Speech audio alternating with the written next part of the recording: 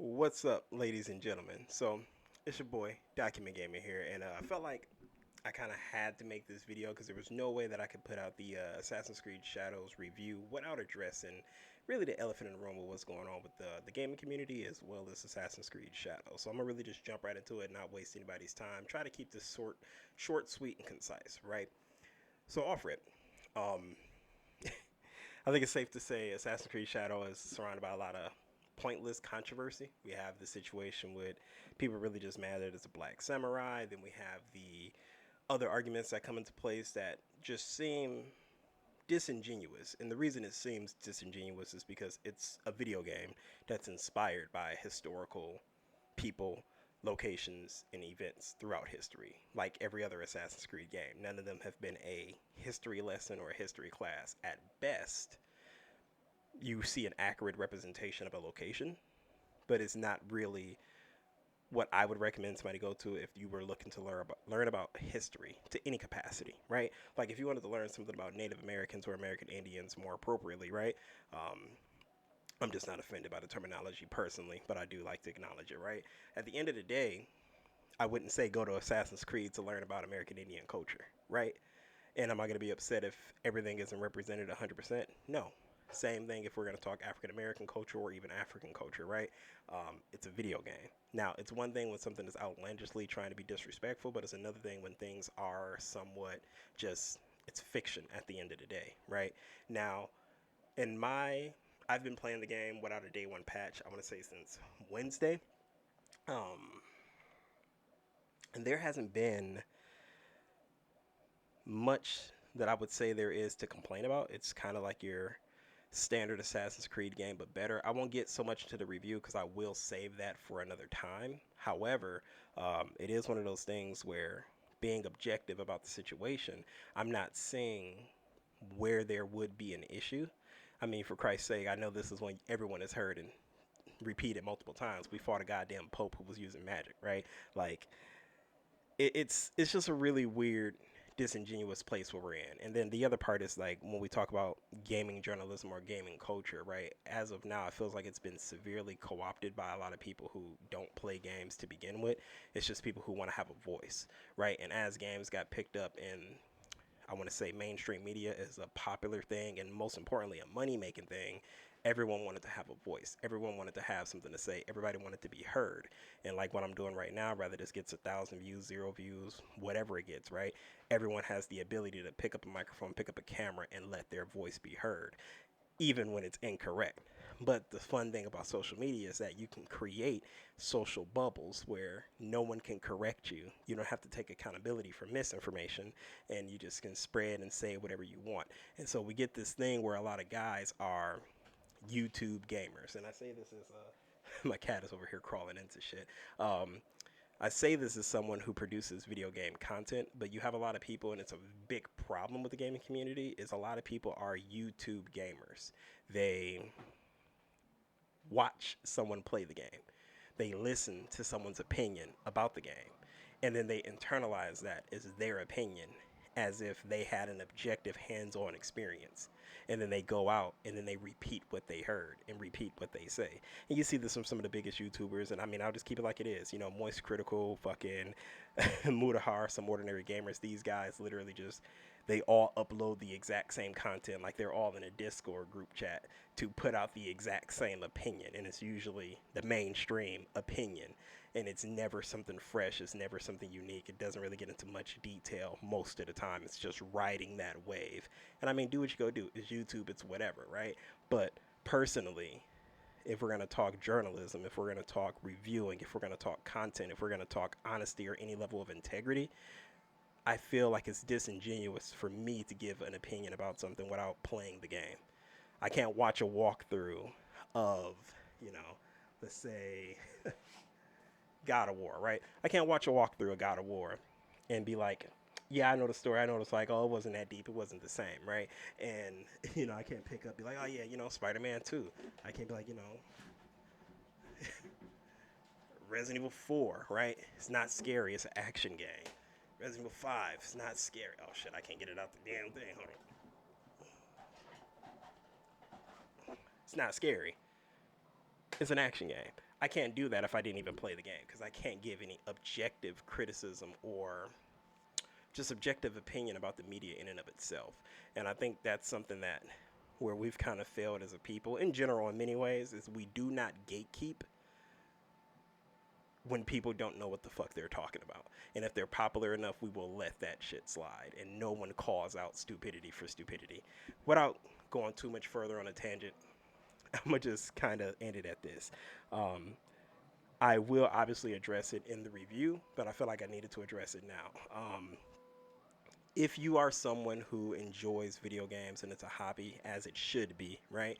I like to also remind people that this hobby is a luxury, right? It is something that if you make the money to enjoy it, you can enjoy it. But there are also other ways to be a part of that community. But I like to say, in the most respectful way, people need to also humble themselves and respect their lane. If I can't afford to play Mortal Kombat, maybe I should shut the fuck up when it comes to me having an opinion about Mortal Kombat, right?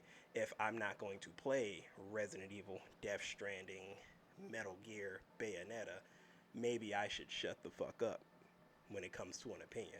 I can say I looked at gameplay, but I can't say I know how it plays. I can't form an opinion on the quality of the game and everyone that put work into that game, as well as how it plays and how it feels, because how can you, right? How can you take the opinion of someone serious when they have not had that experience? Like, think about that in any other aspect of life. How can someone tell you a vehicle is trash? They've never driven it. They never sat inside of it. How can someone tell you a food is trash? They've never eaten it. They've never tried it. How can someone tell you any aspect of life is trash if they've never done it? And then formulate an entire opinion and personality around it. It's insane. So don't do it. That's my advice. Pick up the game, play it for yourself, subscribe to GameFly. They'll ship you games. You can buy games. Like, I mean, it's so many ways to go about playing games. And if you can only be a part of a community where you watch and a stream and a recording, and I understand there's also, it's very hard for people to get classic titles, right? Especially in their original format. So when we talk about, like, you know, any of the Metal Gears, right? Not everybody can get their hands on OG copies in working condition, let alone brand new, or even in some cases sealed, right? Not everybody has the ability to do it or the luxury to do it. So get it where you can get it, right? If you can't play Silent Hill, watch somebody play Silent Hill, but respectfully remember you can't really formulate an opinion on a game you haven't played. You can say you watched it. And I think that's a big distinction with a lot of things we see online. I'll ask a lot of people who form opinions. I'll say, well, hey, did you play the game? What was the game like when you played it? They never played the game. It's like Forspoken. There was, I remember hearing about this guy who didn't make it past the first boss. But he was telling everybody that the game was trash. My man, you didn't make it past the introduction. How can you say the game is trash? And then I remember someone asked him if he liked Infamous. And for me, somebody who played, you know, I don't have the first case with me, but the second game, the first game, and even the disc is in here. I forgot I left it in here, right? So, but no, for real.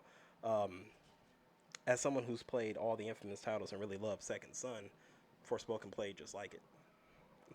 How can I say I love one game and I don't like the other without articulating a reason why? Just saying I don't like it. It's very childish. I don't know. I kind of went on a tangent here. A little bit of Assassin's Creed, a little bit of the gaming scene at the moment. I really don't like what it is right now, and it is what it is, right? I just stick to the people I know who play video games, like to play video games, and don't really waste our time with a lot of the nonsense, right? None of the console wars, none of the silly stuff. It's really a waste of time. Too grown for that. You know, if you're in your 20s or 30s, really let the console war stuff go, man. It's high school. It's trivial. But all right. I'm going to give Assassin's Creed a lot more time. I'm going to give it like maybe 10 more hours of gameplay. It's a little tough because holding babies, taking care of babies, you know, obviously you're taking breaks. They are my precious priority, right? It's very easy to not get a lot of consistent time with it, but with the time I've had so far, I absolutely love it. Just to give a quick something about that Assassin's Creed Shadows. I will compare it to Ghost of Tsushima, right? Ghost of Tsushima felt like that story of a samurai becoming a shinobi, right? It had some decent stealth elements that were done pretty great. It had amazing combat, different styles. It really brought something fresh to the table. It made sense that that was something that Sucker Punch would make. Like the parkour, everything about it was done very well, and the art style was in its own world. It was something different. While Shadows doesn't necessarily have the same art direction, it brings its own style and vibe to the table. Rise of Ronin is a game I want to play because it gives me like Samurai Champloo vibes, but as I've been playing Shadows, I'm like, I low-key get like the more serious episodes. Like it gives me a lot of like classic samurai movies. I don't know if anybody grew up like watching like the old school foreign movies like Bruce Lee, samurai stuff. Like I can't remember the titles of all of them because I was really a kid, but it really gives like that very mature vibe with its little bit of leeway moments. It's just been a very genuinely fun experience, and then it's just been a beautiful game. Honestly, like the game has been, it's drop dead gorgeous. I've been playing it on PC, so that's all I'm gonna say about it for right now. So if you enjoy my content, if you enjoy my talks, my little rants here when they all over the place, no script, I'm just coming in for it, right?